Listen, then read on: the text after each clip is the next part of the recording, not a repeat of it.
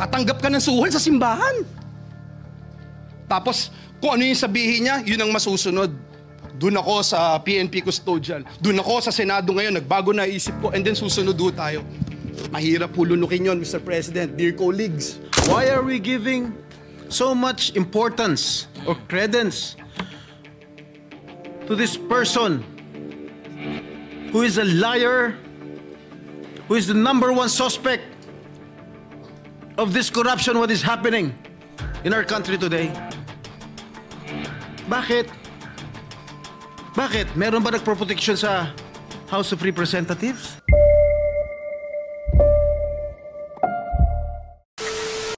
Sana hindi nyo maranasan itong ginawa sa amin. Lahat ng katotohanan pumupunta sa atin. Yung sinasabing CA member ako, 2023 of October, 2024 po ako naging CA. Ang dami nyo rito, kalahati po dito CA nun.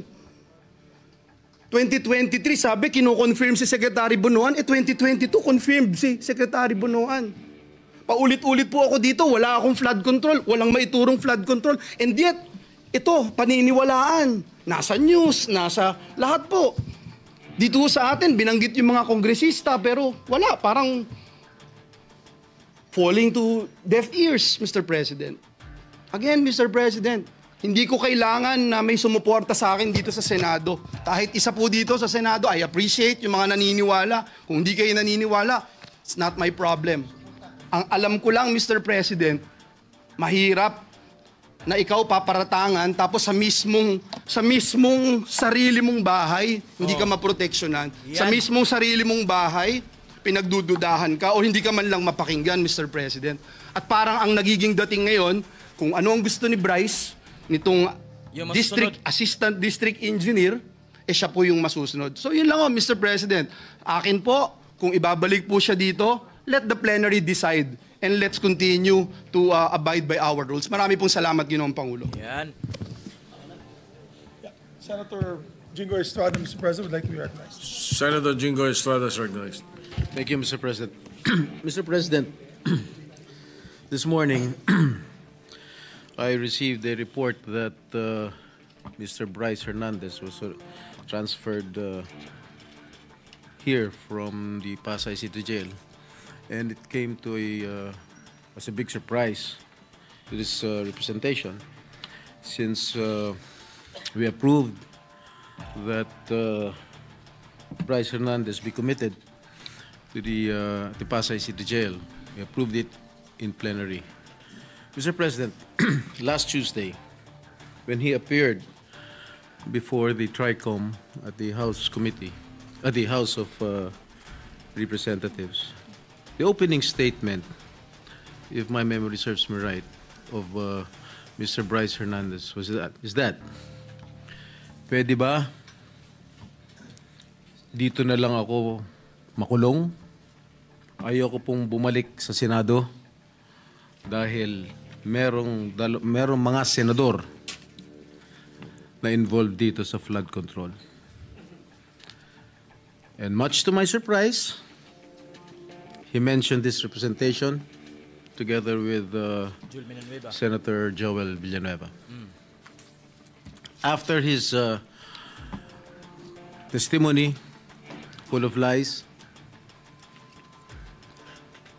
according to the Senate President, he talked with the Speaker of the House, and they reached an agreement that he be committed at the PNP Custodial Center.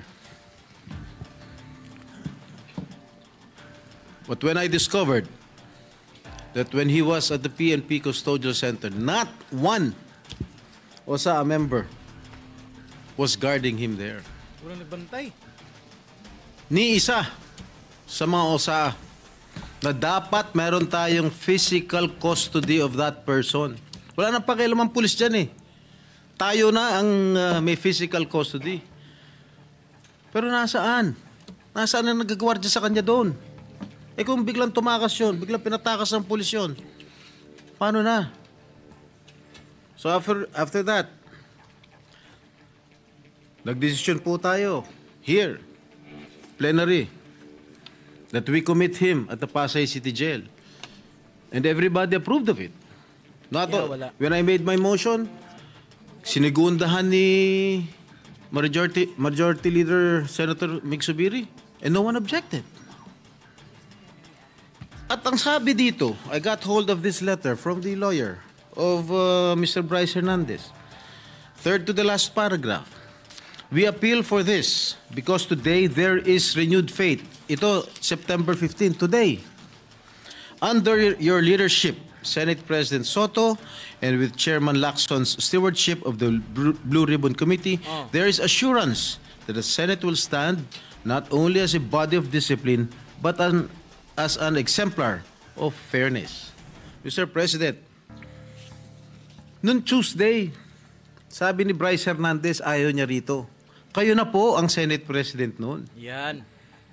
Bakit ngayon sasabihin itong abogado niya, there is renewed faith?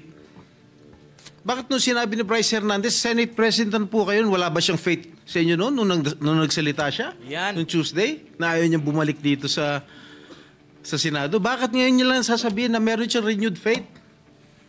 Bakit lagi natin sinusunod ko ano gustong kapritsyo ni Bryce. ni Bryce Hernandez? Gusto niya malipat sa ano? Ayaw niya rito. Nilipat niyo sa custodial. Nung nilipat natin sa Pasay, gusto niya naman ngayon malipat dito. Ano ba talaga? Why are we giving so much importance or credence to this person who is a liar, who is the number one suspect of this corruption, what is happening in our country today? Bakit? Bakit? Meron ba nagproprotection sa House of Representatives? Bakit nung nag-hearing ang Blue Ribbon Committee po, nung si Congressman Marcoleta pang chairman ng Blue Ribbon, nagbanggit si Diskaya, ilang congressman ang involved sa corruption. Pagdating nung kinabukasan, hindi na front page, hindi masyadong pinag-usapan. Nung si Bryce Hernandez na, nagbanggit ng 2 senador, front page na kaagad kami. Yan. Kahit hindi totoo yung sinasabi niya, na walang basihan. 30% commission daw. Ang putang ina. I'm sorry. Strike out from the record. Yung PI. I'm sorry. The phrase is How can- stricken off the record. How can I demand 30%? What is his basis, Mr. President? Pagkatapos niyan, wala na, kumalat na. Front page na sa lahat ng mga newspaper of general circulation. Lahat na. Masama na kami ni Joel Villanueva. Sa social media, everything, lahat. I've been there. Kaya pinag-iingatan ko pangalan ko. Why should I do such a thing, Mr. President? Why? I will never do such thing, Mr. President.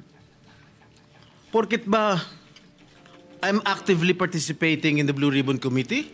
Porket ba matapang ako magtanong? Ako na kaagad ang target nila? Bakit? I'm just doing my job as your senator. I have an oath to defend. I want to get all the bad crooks here in the government. That is my duty as your senator, Mr. President. Mr. President, sobra-sobra na. Lahat po kami apektado na. Even the Senate as an institution is also affected. Correct. By the testimony of one habitual liar. Bakit paniniwalaan natin siya? Bakit yung mga yung sinigaw ng mga congressman? Bakit? Bakit hindi natin imbestigahan? Bakit yung mga senador ang iniimbestigahan?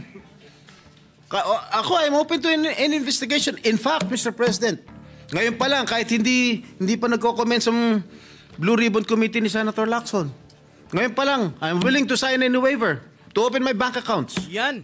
And that I'll put that on record. I don't know with Senator Joel. Maybe will also conform with my idea. Tama yan. So, Mr. President, wag namang ganun.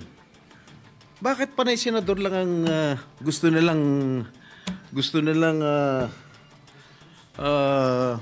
ipako sa krus? Bakit yung mga ibang mga politiko? Dahil, porket masikat kami? Hindi naman yata tama yun. Pare-pareho lang tayo nasa gobyerno. Pare-pareho lang tayo naninilbihan dito. Yun lang po, Ginoong Pangulo. Maraming salamat po.